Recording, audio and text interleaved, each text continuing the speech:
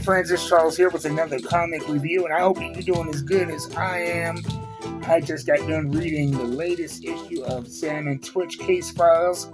This is number 9. It is the beginning of a brand new story arc, and it's called, A New Case Begins, Part 1. The first 8 issues really focused on Twitch, and him and Sam have had some kind of dust up, and they parted ways. And around this time, Twitch was called by an old cop friend to a small town to help him with an investigation. There was a lot of stuff going on in that. I'm not going to get into details. You can go back and read it yourself. I would highly suggest it. But it was not so much leaning into the supernatural as Spawn and other Spawn titles do. It's just a hard scrabble detective story. This is leaning more into that, but it looks like it's going to go a little bit more supernatural.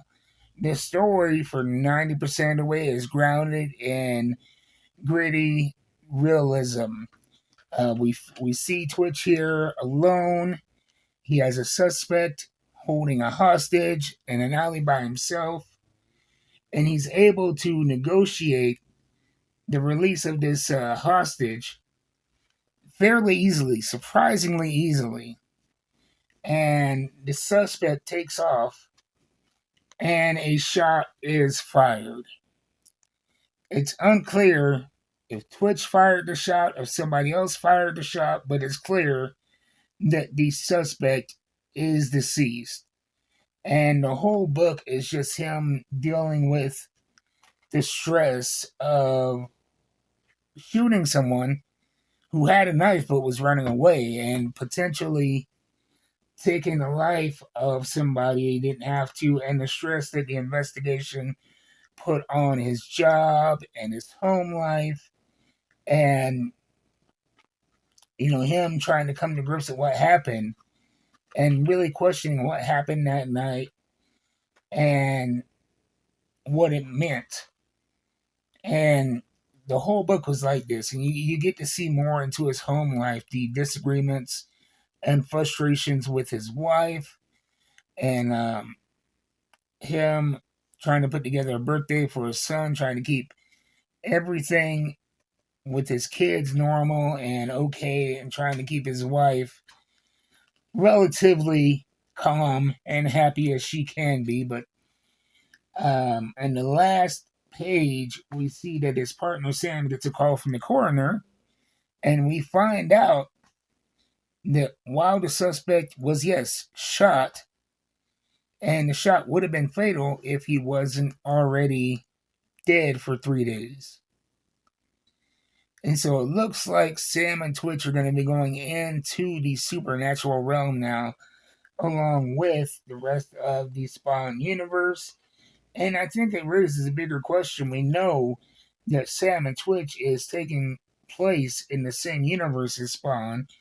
And since Spawn 350, when the dead zones open all throughout the world, all of the angels in Spawn lost their supernatural powers. And the only powered beings that we know of are the vampires and one half angel, half Spawn. And so I don't know what the deal is with this zombie suspect or what's going on there. It really leaves a lot of doors open and a lot of potential. I don't know where it's going to go. I don't know where it's going to lead. It looks like Al Simmons is going to be getting back involved with this story. So I'm excited about it. This is Sam and Twitch Case Files number 9. If you like, the police procedurals that are a little bit on the grittier side, I highly suggest checking it out. It has a fun supernatural twist, being part of the Spawn universe, and you do get to see Al Simmons drop into the story from time to time.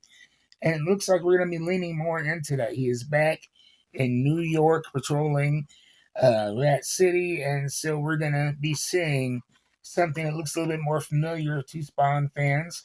And so I would suggest going to your local comic store, getting it. We get the next issue out in January 2025. We got number 10 coming out here soon.